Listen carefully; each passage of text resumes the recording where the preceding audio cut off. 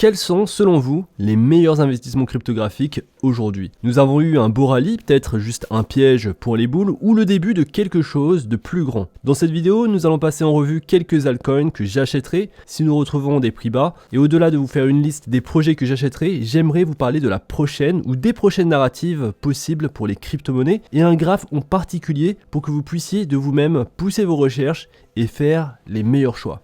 Et donc on commence par le premier altcoin, si ce n'est le roi des altcoins, l'Ethereum, et c'est mon investissement préféré dans l'espace des crypto-monnaies, et donc je suis très optimiste à son sujet. Alors je ne pense pas que c'est un projet sur lequel on peut faire 10x, c'est-à-dire 10 fois la valeur actuelle de l'Ethereum, tout du moins sur le court terme je pense que c'est pas possible.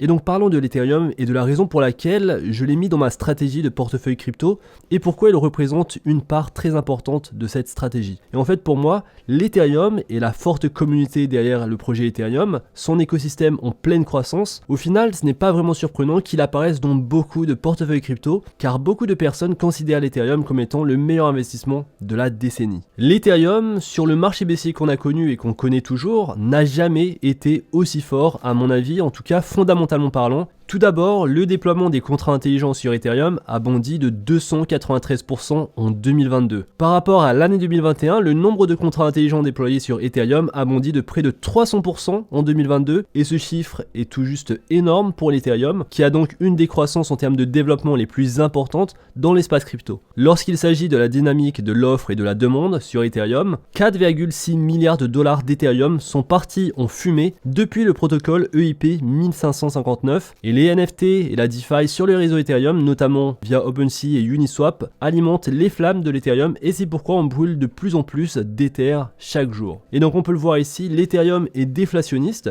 et depuis cette mise à jour, on a brûlé plus de 4100 Ethereum, et on va continuer ainsi pendant de longues années. Alors l'Ethereum fluctue entre des périodes d'inflation et de déflation, donc vous le voyez très bien sur ce graphe.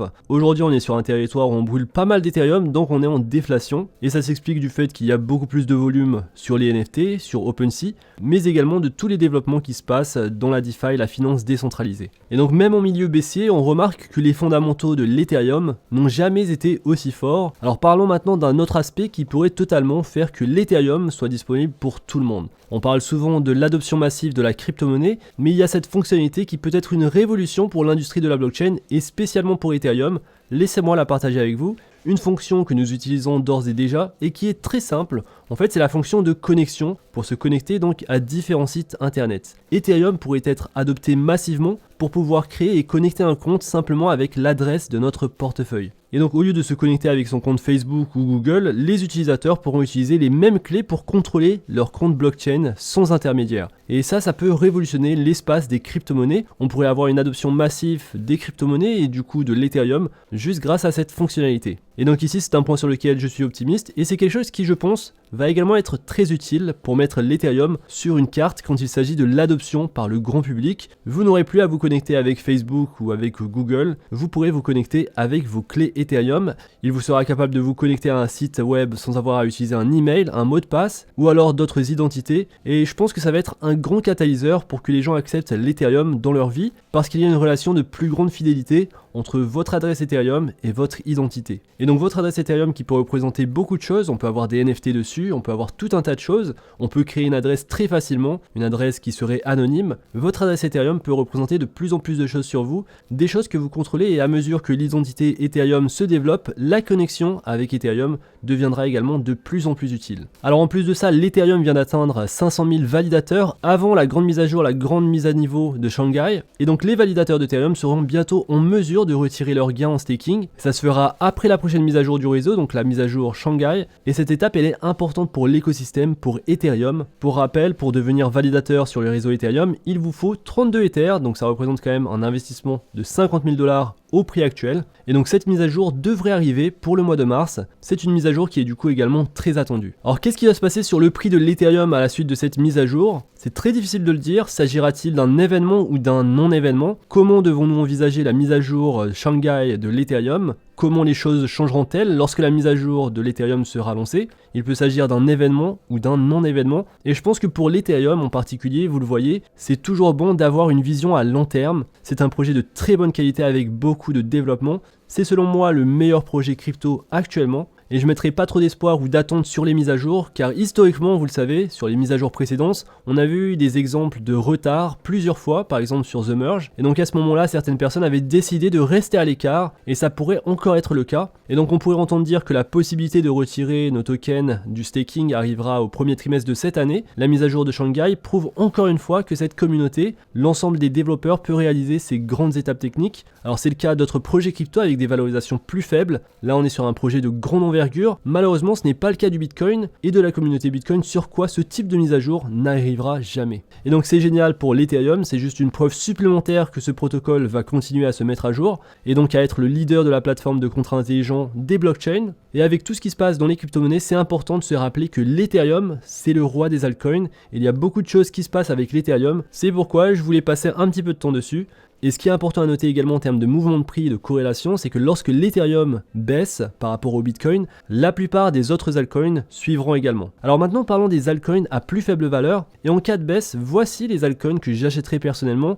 Je ne vais pas tous les nommer clairement dans cette vidéo, je prévois de vous faire une vidéo avec beaucoup plus de détails, donc si vous aimez ce contenu, n'hésitez pas à liker et à partager la vidéo. Et donc on a parlé de l'Ethereum, on sait pourquoi il est si important. Le récit pour 2023, c'est ce que vous attendez sans doute dans cette vidéo. Pour moi, le récit de 2023 sera sur les Layer 2, les couches 2 construites sur Ethereum. Et donc on l'a bien vu d'ailleurs sur ce marché baissier avec la performance de prix de Matic. Les Layer 2 sont des projets très intéressants et donc je suis forcément optimiste quant à l'écosystème Layer 2 qui se développe sur Ethereum. Il y a le projet Matic mais il y a d'autres projets à suivre. Et donc ici sur le tweet de Kofi, il dit que les Layer 2 sont des entreprises étonnantes. Alors vous le savez, sur la chaîne, je suis le projet Matic de très près, mais il y a d'autres projets, il y a le projet Arbitrum, c'est un bon exemple qui a fait 4,6 millions de dollars de bénéfices en 2022, et un autre bon exemple, c'est le projet Optimism, ils ont fait 3,3 millions de dollars de profit en 2022.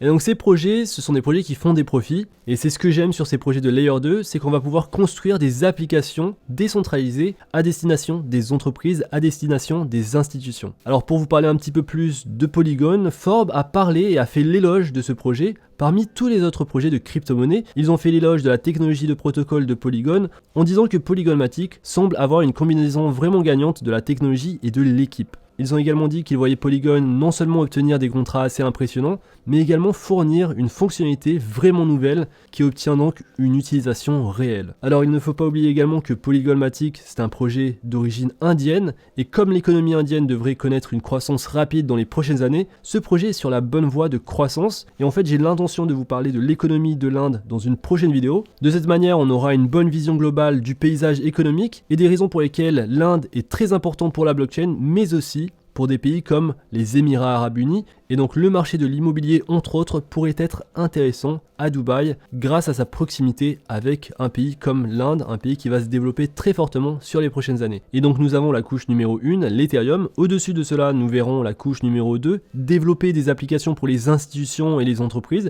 et je pense qu'ils peuvent vraiment bien performer sur le prochain bull run, mais sans aller trop loin dans la spéculation, je me concentre sur le projet Matic de Polygon et Arbitrum qui n'est pas encore sorti, mais quand ce jeton arrivera sur le marché, à mon avis, si la valorisation est raisonnable, il ne faut pas le manquer. Et d'ailleurs, on parlera aussi de la valorisation de ces couches 2 en comparant la TVL et les différentes applications décentralisées. Comme d'habitude, restez à l'écoute, abonnez-vous à la chaîne et je suis impatient de vous parler de tout ça. Et donc on a parlé de la narrative sur les Layer 2. Une autre narrative, forcément, et c'est toujours le cas, ça va se faire sur les projets qui se développent le plus. Et donc comment savoir quels sont les projets qui se développent le plus ? Et je vais commencer par vous montrer donc un graphique avec le nombre de développeurs à plein temps sur les projets les plus réussis. Et donc voici le nombre mensuel de développeurs actifs sur les plus grands écosystèmes. On retrouve en première position forcément l'Ethereum avec 1873 développeurs actifs, une augmentation de 9% par rapport à l'année dernière. En deuxième position, on va retrouver Polkadot avec 752 développeurs. Troisième position, Cosmos. Quatrième, Solana. Et ensuite, on va retrouver Polygon, Kusama, le cousin de Polkadot.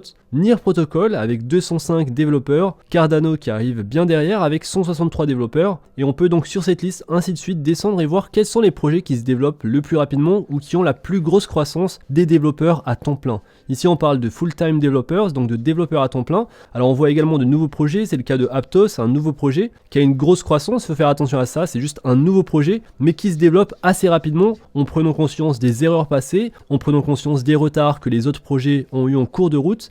Et donc les nouveaux projets pourraient se développer bien plus rapidement que les anciens projets. Cela étant dit, comme je suis assez conservateur, je vais me focaliser que sur les projets les plus connus, les projets qui ont quelques années d'expérience, et donc à commencer par le projet Polkadot. Alors pour le projet Polkadot, et je pense vous l'avoir dit plusieurs fois dans le passé, et je crois toujours que c'est vrai, je pense que l'interopérabilité sera importante à l'avenir. Des projets donc comme Polkadot pourraient être un bon investissement, même si c'est pour moi assez surprenant de voir autant de développeurs sur l'écosystème Polkadot, parce que je n'en entends pas beaucoup parler. Je n'entends pas beaucoup parler des développements de l'écosystème Polkadot ou alors des applications décentralisées dessus, mais il semble que la plupart des développeurs à plein temps sont basés en Chine, donc c'est quelque chose à creuser davantage. Si vous avez plus d'informations, n'hésitez pas à me laisser un commentaire. Quoi qu'il en soit, le nombre de validateurs sur le réseau principal de Polkadot a augmenté tout au long de l'année 2022, ce qui a permis à Polkadot d'améliorer la décentralisation et la sécurité. Et donc le coefficient de Nakamoto, ce coefficient qui mesure le seuil minimum requis pour casser la blockchain,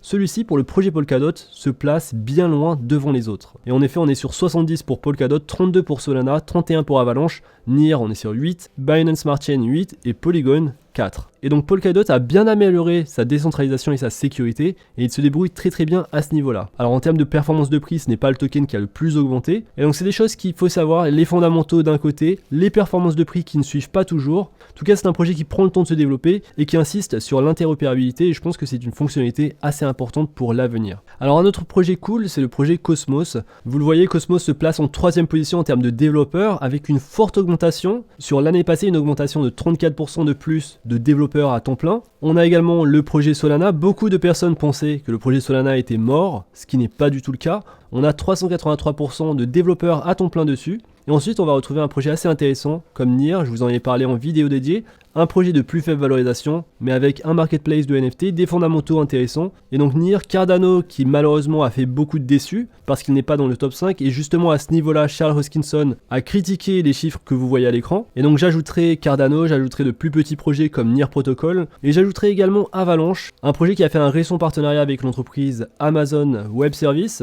AWS. Avalanche fait des trucs assez cool et ils ont mis une fonctionnalité qui permet d'envoyer des bitcoins à des gens sur Avalanche en 1 seconde. Il n'y a pas de limite de capacité. Si vous avez des bitcoins, votre destinataire peut les recevoir immédiatement. Et donc Avalanche, c'est également un projet que je surveille. Alors comme je vous l'ai dit, je prévois de vous faire une vidéo plus longue avec tous les projets que j'aime, qu'il s'agisse de projets gaming performants dans le domaine de la blockchain comme Gala Games, de projets stables et importants comme Chainlink ou Arweave, ou de projets qui sont actuellement dans une situation où tout va réussir ou alors tout va échouer, et c'est le cas du projet Ripple. Et donc je vais travailler sur cette vidéo afin que ce soit possible pour vous de trouver quels sont les projets qui vous intéressent le plus, à vous ensuite de pousser vos recherches et de vous tourner sur ces projets pour le prochain bull run. Et donc voilà pour cette vidéo, j'espère que vous avez aimé cette vidéo. Si c'est le cas, n'hésitez pas à liker la vidéo, à vous abonner à la chaîne. N'hésitez pas également à télécharger mon guide gratuit sur le trading, les liens en description. Et je vous remercie d'avance pour tous les retours que j'ai eu sur le guide. C'est un guide gratuit sur le trading qui vous donne les éléments clés pour investir, pour débuter le trading, mais également des bons éléments clés, des bons principes pour l'investissement, que ce soit court terme ou long terme. Et donc on se retrouve très vite pour une prochaine vidéo. D'ici là, faites attention à vous, investissez bien et à la prochaine.